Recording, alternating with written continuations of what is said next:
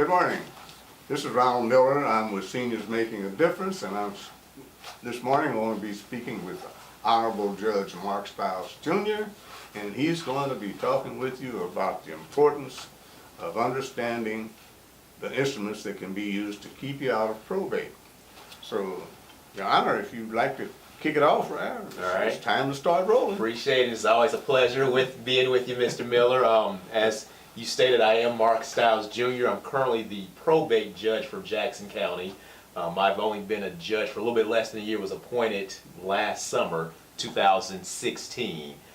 Just a little bit about myself. As you know this story, we met, about 5 years ago, maybe? Just about five. Maybe 5 years ago to help with the Seniors Making a Difference, getting them more information about probate and estate planning. I'm born and raised in Kansas City, Missouri. Grew up on 36th and Euclid. Graduated from Raytown South High School. After high school, I was fortunate and blessed enough to get a full ride to the University of Missouri in Columbia. At the University of Missouri, then I majored in finance with emphasis in banking. 5 years there, and I didn't know what I wanted to do after that. I thought I wanted to be a banker, wasn't really quite sure, and so I said, well, what else can I do besides banking or getting a master's in a finance degree? And so I had a good friend, and she told me, why not law school? So I considered it, took the LSAT, which is the law exam to get into law school, and sure enough, I got accepted. And so I went to law school at the Thurgood Marshall School of Law down in Houston, Texas. 3 years down there, worked out really good for me, and I came back home to Kansas City, and that's where I started my legal career.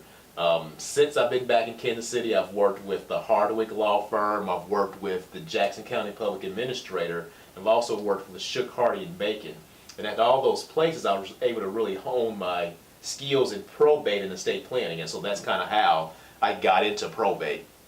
One thing about probate is that, I didn't choose to be it. I thought I was going to be a banker, thought I'd use my finances. So probate, I always say probate kind of chose me. And probate is really important, and we'll get into this a little bit later, but probate's important because it affects each and every one of us.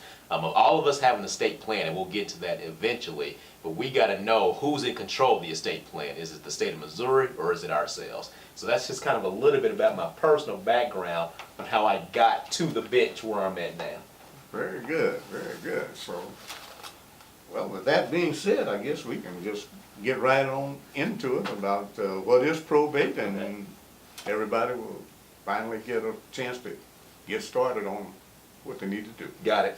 Excuse me. So probate is, all the word probate means is moving estates or assets from the person that just passed away to the rightful heirs, where those heirs are heirs at law, people that have died without a will, or with a will, distributees, people that you're naming in the will to receive what you want. Estate planning is just as simple of a definition. You're planning for your death, you're planning for your disability. And so we all think that, a lot of us think that we're just going to die just like that we'll die and kill over, not we'll die in our sleep. And most of us don't die that way. The stats say that about 85% of us have a prolonged death, or will become disabled at some time, and then we need someone to take care of our affairs. And because of that, we know that that percentage is high, that we're going to need someone else to provide us assistance. Estate planning is just that much important. Different things to do in estate planning in those ways are, usually we hear terms of durable powers of attorneys, financial, durable powers of attorneys, healthcare, and that's just putting someone in place to kind of help you make these type of decisions while you're still alive. We also know that, we hate to think about it, but we're all going to die someday. We're all going to die. Exactly. Unfortunately, but I mean, it is the truth. And a lot of us think that we're going to live forever, and we don't really think about that day that we die. And so since we know that day's coming, then estate planning is just planning for our death, getting our affairs in order, because we don't want to leave our families in these crises. We've all seen it where Big Mama passes away or Granddaddy passes away, then the family just comes out and they start fighting over sometimes nothing. And now the family falls out. Exactly, you've seen it. You give me an example. I'll turn to you. You can give me an example. You can think of one. But we've seen it, and they fight over nothing. And then the family breaks apart. And a lot of it could have been prevented if that person had passed away, if they'd have planned ahead, if they'd have did just a little bit of estate planning to help ease that pain, you know, because you've got to grieve losing that person, but why not be able to grieve and not have to worry about having to pay for all these issues, paying for this, paying for that, letting the process go. Let's grieve before we really have to worry about having to do other things for the family. So that's what's really important about the estate planning. In a nutshell, that's kind of what probate estate planning is, and I'll just kind of throw out some other terms regarding estate planning. So there's tools, named powers of attorneys, wills are part of estate planning, trusts are part of estate planning, advance directives, beneficiary deeds. These are all estate planning type documents, and these are documents that you can use, anyone can use to help them create plans that take care of their wealth as they transfer from passing to the heirs. Like I stated before, we all have an estate plan. Whether you not have those documents or not, everyone has an estate plan. If you don't have those type of documents, if you haven't named beneficiaries on accounts or life insurances or cars, the state of Missouri has a clear plan for you when these items happen, when you pass, when you become disabled. So that's some of the pieces about estate planning.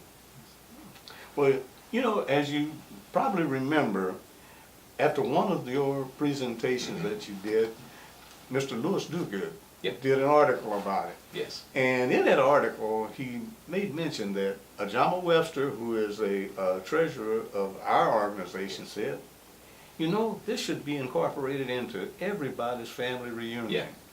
And you know, that I thought that really it really resonated Yeah. with me. And I wonder what you think about that. Wouldn't that be something that really would really be fitting? Because they would all be there. Yep. And they would finally, you know, they would have to face the fact that we are mortal. Whether Exactly. we like it or not, we're Exactly. mortal, and we just have to go ahead Exactly. and accept it. Exactly. And I think it's important, it's so important what you said, that we've got to get the information out to our family. One thing about our community, and this is just for history, years, and you know, they've done studies to find the reason why, but we're really secretive about what we have, our money, our assets. We're really secretive, and so it's hard for us to share that information with our families at these family reunions because we don't want anyone to know about our business. It's our business, we don't want to know. And that mindset is what kept us back for so far. I mean, you look at the city, the inner city, all these houses. These are houses that we own, that our grandparents own, that our aunts and uncles own these houses. But that lack of estate planning has now left those houses in blight.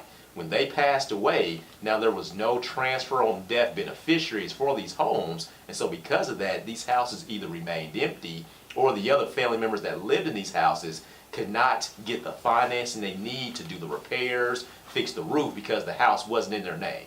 With it not being in their name, now this house becomes decrepit, the roof falls in, the walls fall down, the family moves out. Now we've got all these neighborhoods, blocks and blocks of houses that remained empty. Now they become drug houses, other people move into them, they're torn down. So we lose our whole communities because of this, because we've taken this major asset. A house is a major asset, but because we didn't really want to plan, we didn't really want to talk about how we can do this, then we lost so much. And so what I'm trying to do is just get the information out as much as possible. Let's talk to each other. Let's try to plan for the inevitable because we know it's going to happen. This isn't something that's not going to happen. We know it's going to happen. And so because we know it's going to happen, why not prepare for it? Why not prepare for it? And so we've got to start talking about it at family reunions, at our church events, at our social events, talking with each other to kind of get this information out.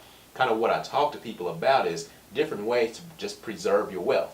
We spend a lifetime of working, but then when we pass away, if that has nowhere to go, guess where it's going to go? The creditor's going to eat it up. The debtors are going to come out through the woodworks. Family members are going to come out. But if we aren't strategic or intentional about what we want to happen, not just with our money, with our property, with our kids, you know, we see a lot of situations where parents die and you still got minor children. Now you've got people fighting over who's going to get this minor child. And if I was a pass today, I know exactly where my children should go or who they should live with. But if I fail to plan, then what's going to happen is that's not going to get there. Okay, so in a nutshell, as well as just affecting us personally as families and so forth, this has a real impact on our community. Exactly, And so this is some of the things that we need to know about. exactly, exactly. So if there's, what else can we bring out here that would be real fitting this morning, And, aside from this? and what I would say is that, you know, just starting off, the information is, a lot of people have the information. For years, we just didn't have it. For years, we didn't know. Just put a transfer on death beneficiary on your bank account. Name someone as a payable on death beneficiary. That can save your family time and money instead of having to get an attorney to do a lot of this work. Go get a beneficiary deed for your house. That can transfer a huge asset directly to the heirs. The other one, you know, you've got cars. Cars are a major asset, even if it's not worth something to someone else. But if it gets me from work day in and day out, Right. it may be worth $300, but to me it's worth $10,000, $50,000, because that's how I use to get to work. Make sure that those have TOD, transfer on death beneficiaries, on them. That way it can go directly to that heir just in case you pass away. And it's just simple things like that that can really help with the process. Well, that sounds like something that everybody ought to know, and finally they're getting an opportunity to see it, and it's not even costing them a dime. Yeah. So this is really extremely valuable to our community. Yeah. And so I don't know what else we can do other than somehow it seems to be difficult to get people to come out. And as I said, I know that nobody wants to face the fact Yeah, that they exactly. are mortal, but we are. So just take a tip from the expert. We need to get together and get this where everybody can benefit from Got it, exactly. I mean, we work too hard for our assets, and we know it's coming, and so when we know it's coming, we might as well be prepared. All estate planning is preparing for the future.